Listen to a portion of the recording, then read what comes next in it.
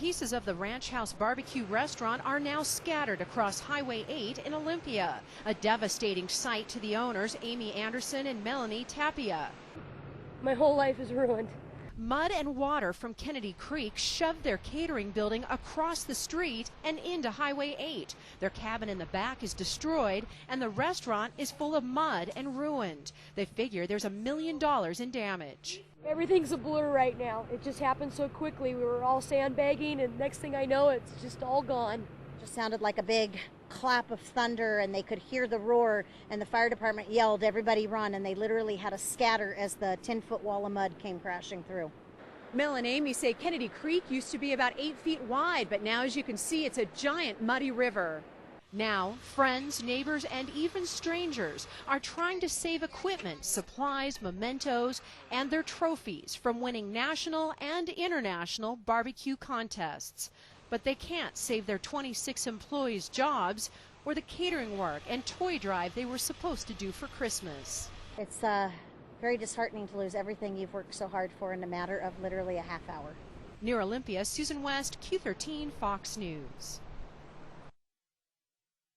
Flames ripped through the waterfront home of congressional candidate Darcy Berner on Ames Lake near Redmond. We lost everything except the clothes we're wearing. Fire crews got the call this morning and saw 20-foot flames. Flames shooting, and there's smoke everywhere, and it seemed pretty bad. Along with smoke detectors, it was Darcy Berner's 5-year-old son Henry who alerted the family about the fire. It started in my son's room. He woke up and came out of his room yelling that there was a fire in his room.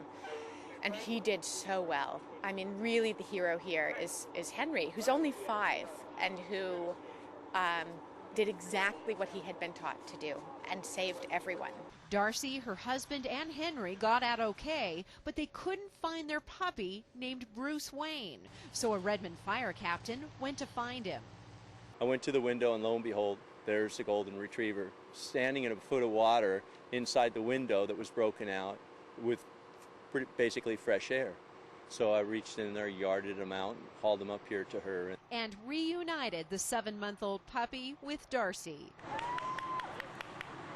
But the family's cat didn't survive. Meantime, investigators say the fire was accidental and may have been caused by an electrical device that malfunctioned. As for Darcy and her family, we'll be okay. In King County, Susan West, Q13, Fox News. Tears flowed in front of this Mossy Rock gas station where 52-year-old Hang Yang was killed. Police say she owns this gas station with her husband and was run over and killed by a man driving this truck who didn't pay for $34 worth of gas. Police say he tried to drive off, but witnesses waved him down. Yang's son and daughter are shattered.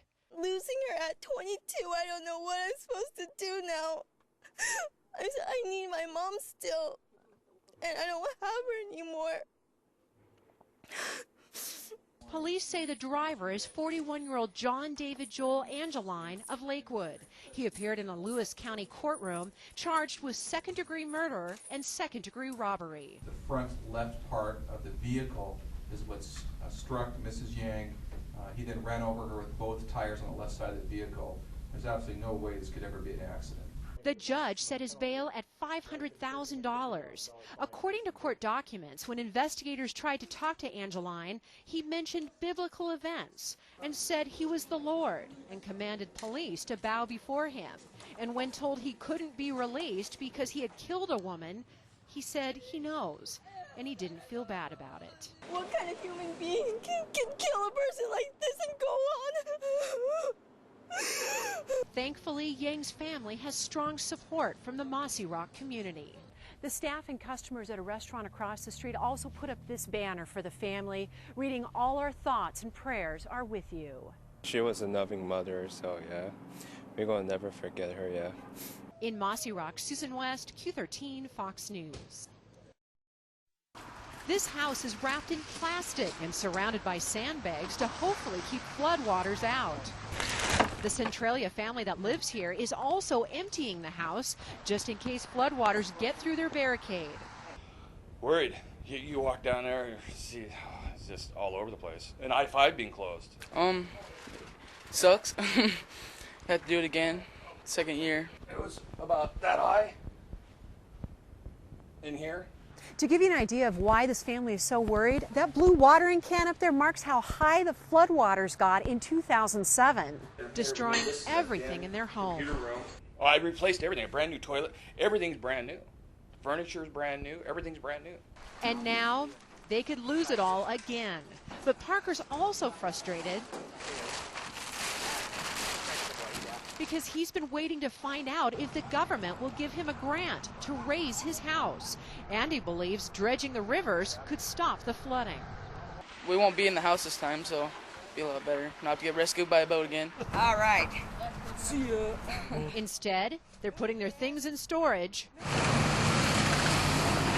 and themselves in a motel. In Lewis County, Susan West, Q13, Fox News.